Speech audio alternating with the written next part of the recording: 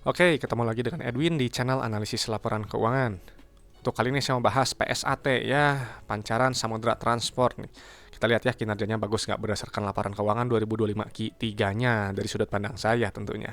Oke, kita langsung aja ke analisis ya. Dan perlu diperhatikan kalau si PSAT ini dia memang baru IPO ya di tahun kemarin 8 Juli 2025. Jadi kalau yang seperti ini tentu belum ada riwayat pembagian dividennya ya. Jadi kalau yang belum ada riwayat pembagian dividen ini biasanya saya langsung skip aja ya. Nggak perlu cari-cari lagi gitu. Kenapa? Karena buat saya penting ya perusahaan yang bagi dividen itu adalah perusahaan yang sudah terbukti profit dari bisnisnya ya dan punya kondisi bisnis yang sehat. Jadi kalau perusahaan nggak bagi dividen ya kalau misalnya kalau udah lama ya perusahaannya berarti dia cuma untung di atas kertas aja ya atau mungkin ada masalah soal bisnisnya atau mungkin cuma memperkaya owner perusahaannya aja ya yang biasanya merangkap sebagai komisaris dan direksi. Nah, cuman kembali untuk kasusnya PSAT ini karena dia baru IPO, jadi di mata saya ya masih belum terbukti untung ya. Jadi kalau misalnya teman-teman tanya ke saya, "Pak, nggak beli saham IPO?" Kalau saya sih enggak gitu ya, mau harganya naik gitu kan memang yang seru itu begitu IPO beli harganya naik berkali-kali lipat gitu ya. Nah, kalau saya sih nggak cari yang seperti itu ya, itu bukan gaya saya. Cuman kalau teman-teman yang biasa seperti itu, ya pastikan aja untuk menghitung resikonya ya. Oke ya, jadi ini buat saya masih belum menarik, cuman nggak apa-apa ya karena ini yang request, kita lihat aja kinerjanya berdasarkan laporan keuangan yang ada. Oke, ini satuannya rupiah penuh ya, angkanya bakal banyak. Oke, kita cek dulu untuk kas Tarakas ya yang ini. Kita harus lihat kas Tarakas ini ya. Kenapa? Karena kas Tarakas ini adalah jumlah uang yang ada di dalam dompet perusahaan ya. Jadi si uang kas ini yang ada di dompet punya fungsi untuk bayar operasional, usaha, ekspansi usaha, dan juga untuk bayar pinjaman ke bank ya. Jadi nilainya jangan sedikit ya. Kalau nilainya terlalu sedikit bisa jadi perusahaan ada masalah dalam membayar operasionalnya, ekspansinya, atau mungkin bayar pinjamannya ya. Dan untuk posisi kas Tarakas si PSAT ini dia turun 46,9 miliar atau turun 25%. Nanti kita cek apa lebih detailnya di laporan arus kas. Selanjutnya kita cek dulu untuk ke saldo laba ya di tab ekuitasnya. Ini nggak ada cadangan umum ya jadi nol aja. Berarti isi aja yang ini ya untuk saldo laba sisanya.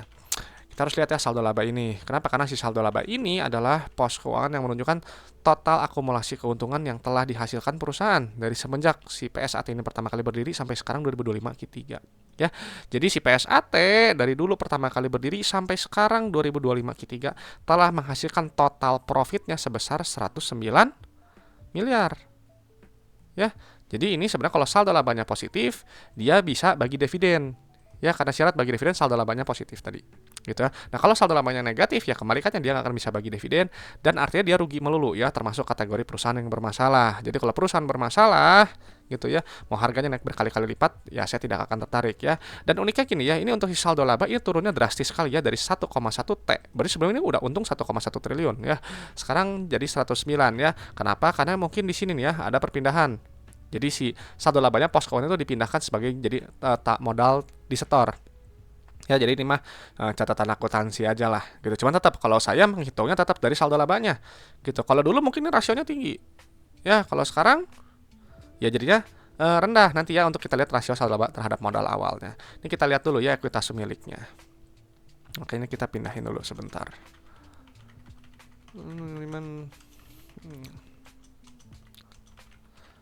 Nah, kita lihat nih. Ya tuh, lihat tuh. Kalau sebelumnya ini 62%. Ya, jadi yang periode sebelumnya itu dia telah menghasilkan profitnya sebesar 62% modalnya. Ya, dari modal awal.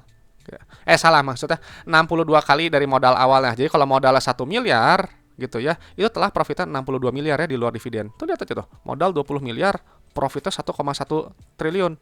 Ya, berbeda nggak kayak sekarang gitu. Kalau sekarang karena ya pos keuangan ini dijadikan modal gitu ya. Jadi ya rasio jadi kecil ya, jadi 0,09. Jadi hanya baru menghasilkan profitnya sekitar 9% modal awalnya. Ya, jadi ya kalau kembali nilainya kecil gitu ya, ya artinya dia masih berkembang untuk per yang sekarang di mata saya. Ya. Oke, jadi ini PSAT juga sedikit premium ya, di PBV 1,37 gitu. Oke. Kita langsung cek aja sekarang ke apa namanya pendapatannya ya di laporan laba rugi. Yang ini nilainya kita pindahin dulu. Sebenarnya kalau saya gitu ya, sedikit out ya, sedikit kita kembali dulu ke yang ekuitas. Kalau memang sudah untung segini sendiri, kenapa dia harus IPO? gitu ya. Nah itu makanya pentingnya kenapa kita harus baca prospektus IPO ini, kenapa tujuan untuk dipakai apa. Cuman kalau saya sendiri lihat ini udah 62 kali modal awal sih, saya sih nggak mau IPO ya, udah aja biarkan saja saya jadi ownernya, saya makan sendiri aja profitnya sebagai pemilik perusahaan. Kalau saya sih seperti itu ya. Cuman nggak apa-apa gitu, terkadang kan perusahaan itu untuk owner-owner itu kadang kan punya visi gitu ya, perusahaan ini mau dibawa kemana. Nah itu yang kita harus gali lebih dalam.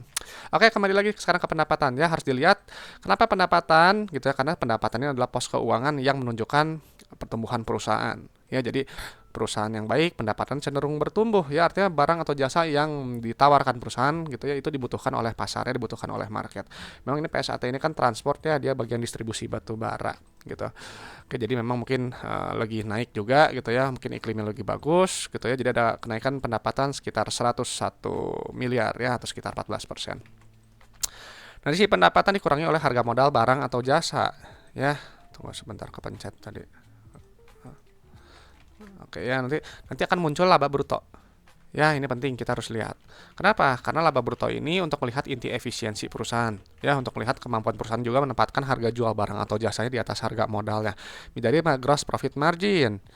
Ya, gitu. Jadi bisa ini 16% ya. Artinya kalau teman-teman jual barang, jual jasa 100.000 gitu ya, itu ambil profitnya itu 16.000 ya, 84 ribunya itu adalah harga modal barang atau jasanya gitu. Jadi memang ini secara laba bruto ya ini memang ada penurunan ya gitu ya, jadi beban langsung ya ini besar gitu, nanti cek aja di notesnya. Jadi GPM-nya juga ini turun ya gitu. Dan nanti kita memang ya mencarinya laba brutonya yang setinggi mungkin ya, gross profitnya setinggi mungkin juga gitu ya, sesuai dengan sektornya, karena semakin besar laba bruto semakin juga besar laba bersihnya. Ya, nanti karena laba bruto dikurangi beban usaha ya, beban non usaha atau non operasional, beban pajak, nanti keluar laba periode berjalan. Ya. Nah, ini adalah inti dari laporan laba rugi ya, perusahaan ini untung atau enggak. Oke ya, kita lihat, dan di sini memang secara per mahal ya, ini per 32 ya. Jadi kalau holding beli PSAT ya setidaknya holding per itu 32 tahun. Nah, kenapa kok bisa? Karena dari PR-nya aja ya, PR itu kan jumlah waktu dalam satuan tahun untuk balik modal berdasarkan earning per share. Jadi ya gitu teorinya sih, kalau saya ya beli per yang 32 ya berarti holding per 32 tahun. Makanya kenapa banyak investor juga yang cari yang PR-nya ya 5 atau di bawah 10, karena ya murah secara profitabilitas ya, dengan harapannya holding periodnya nggak terlalu lama jadinya gitu ya, bisa dapat ya lebih cepat lah, kurang lebih sih seperti itu ya. Meskipun kita ke depan nggak tahu ya, kadang kalau yang fokusnya ke capital gain ya kan kadang nggak tahu ya turun atau naik gitu. Cuman kalau buat saya selama arus kasnya bagus gitu, profit gitu ya, stabil gitu ya, baik ya, bertumbuh bagus gitu ya, cukup lah gitu ya gitu ya.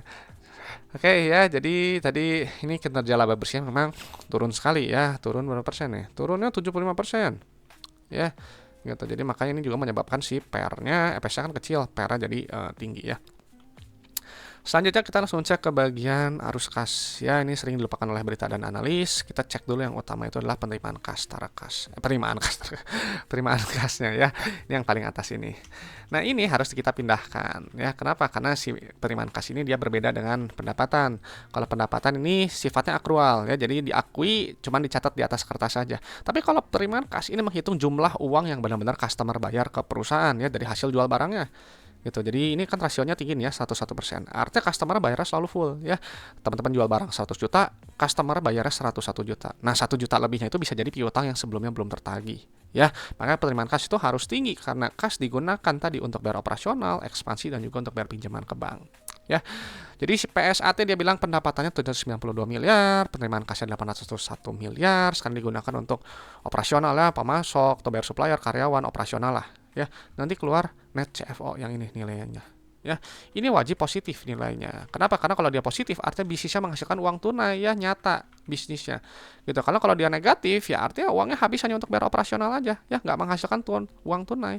Kayak teman-teman buka toko ya, punya karyawan gitu ya, nah udah susah payah customer bayar, uangnya dikumpulin, uang itu habis semuanya untuk operasional dan malah nggak nutup ya, nggak bisa bayar gaji karyawan, kurang kan, nggak menghasilkan apa-apa ya. Jadi untungnya ya untung apanya gitu ya kalau nggak ada uang kas nyata. Lalu untuk aktivitas ekspansinya ini lah ya, negatif ya, negatif artinya bagus perusahaan itu ya dia semakin lama semakin besar, berekspansi, atau dia memelihara aset produktifnya ya. Dan ini lihat ya, untuk yang sekarang ini perolehan aset tetapnya ini dia agresif ya dibandingkan dengan periode sebelumnya gitu ya. Jadi ini memang bisa jadi IPO ya karena untuk ekspansi, salah satu alasan memang IPO untuk ekspansi ya, jadi gunakan untuk mungkin penambahan armada atau seterusnya, nanti cek aja ya di notesnya gitu. Cuman ya ini bagus ya, cuman ingat nih ya, kalau misalnya dia berekspansi seperti ini besar ya, CFO nya cuma setengahnya, pasti dia, nah ini CFE-nya pasti positif kayak gini. Kenapa? Uangnya mana cukup untuk ekspansi kalau hanya mengandalkan net CFO-nya aja, uang dari operasionalnya aja gitu ya. Jadi ada apa tuh, ambil pinjaman utang ya, nilai plus, ambil utang pinjaman, terus kalau pelunasan nilai kan negatif tuh. Terus nih ya IPO ya, tambahan suntik modal 200 miliar. Terus ada bayar dividen ya, ini mungkin dividennya ini mungkin yang tahun buku 2024 gitu. Cuman entah kenapa saya di sini nggak mencatat ya, karena ya kan tadi IPO-nya ini kan dia 2025 gitu ya. Jadi dia udah ambil bagi dividen duluan ya. Gitu, cek aja di notes-nya gitu.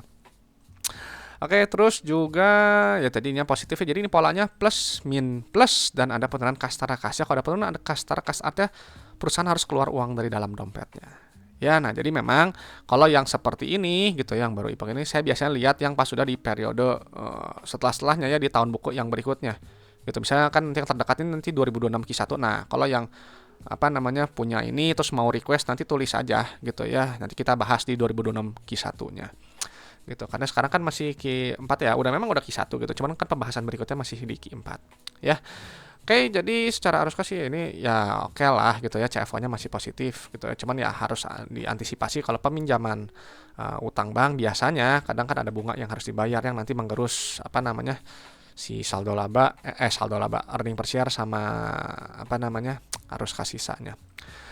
Oke, selanjutnya kita cek untuk rasio lancar ya, untuk menilai risiko bisnis secara likuiditas dan solvabilitas. Balik lagi ke atas, tadi ini kita pindahin dulu angkanya.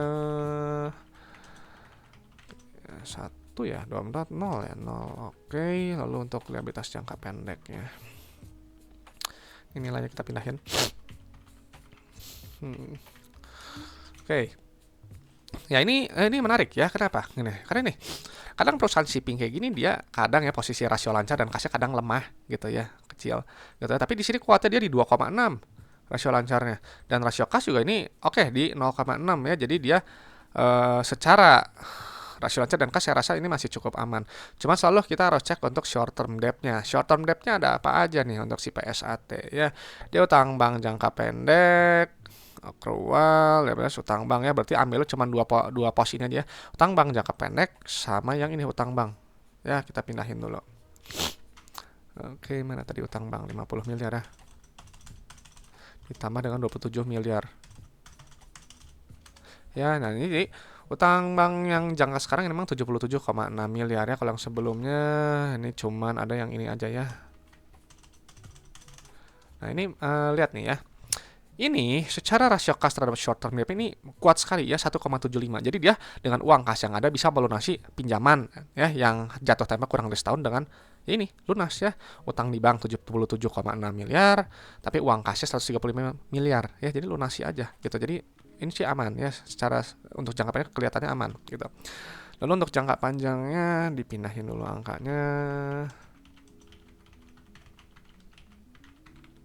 Ini taruh ketinggian angkanya ya. Oke ya. DR masih rendah ya di 0,28 ya, jadi masih relatif aman. Lalu untuk long term debt to equity-nya utang bank jangka panjang apanya nih aja ya, 123 miliar.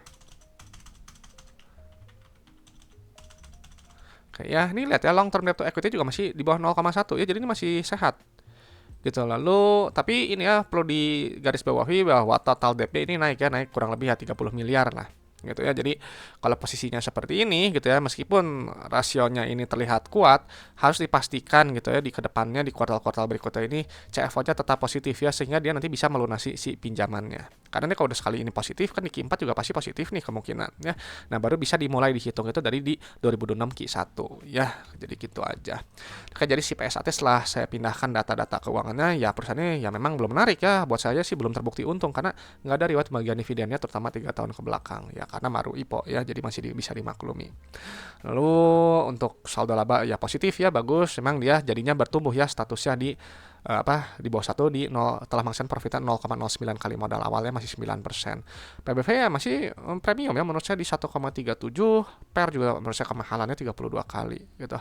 Namun secara untuk pola arus kas ini sebenarnya bagus ya, CFO-nya positif meskipun ada penurunan, dan tadi ya karena masih IPO ada suntikan modal gitu untuk kepentingan ekspansi ya secara kalau dilihat dari arus kas gitu. Nah, cuman kembali ya secara memang betul secara likuiditas, secara solvabilitas ini kuat ya, cukup rendah resiko lah. Cuman kadang ya shipping company gitu kadang harus dilihat terutama di bagian cash flow-nya gitu ya. Jadi pastikan nanti di kuartal berikutnya cash flow-nya aman. Oke, itu aja mungkin pendapat saya untuk PSAT ya. Nggak tahu nih teman-teman, menarik nggak PSAT? Ya boleh sharingkan pendapatnya di kolom komentar gitu. Dan yang pasti teman-teman harus tahu kalau analisis laporan keuangan itu hanyalah sebagian kecil dari fundamental, hanya menilai kinerja masa lalu sampai 2025 Q3. Ya, jadi kalau untuk Q4 sekarang berjalan gitu ya, tahun ini gimana nih 2026, tahun depan gimana? Nah, itu silahkan analisis lebih lanjut ya, proyeksikan sendiri apakah masih bagus atau enggak ya. Dan sekali lagi saya sampaikan saya hanya bahas kinerjanya aja berdasarkan 2025 Q3-nya ya, LK-nya aja gitu. Jadi untuk masalah valuasi ya masih murah, mahal ya itu kembali lagi ya penilaian teman-teman gitu ya, silahkan dinilai sendiri. Lalu untuk masalah harga nih besok naik atau turun, nah itu kita selalu kembalikan saja ke market ya, terserah market mau menghargai si PSAT ini di harga berapa. Oke teman-teman, terima kasih sudah menyimak. Semoga sharing dari saya ini bisa bermanfaat dan juga bisa memperkaya pandangan teman-teman dalam menilai suatu perusahaan. Ya, saya Edwin dari channel analisis laporan keuangan. Sampai jumpa di video-video berikutnya.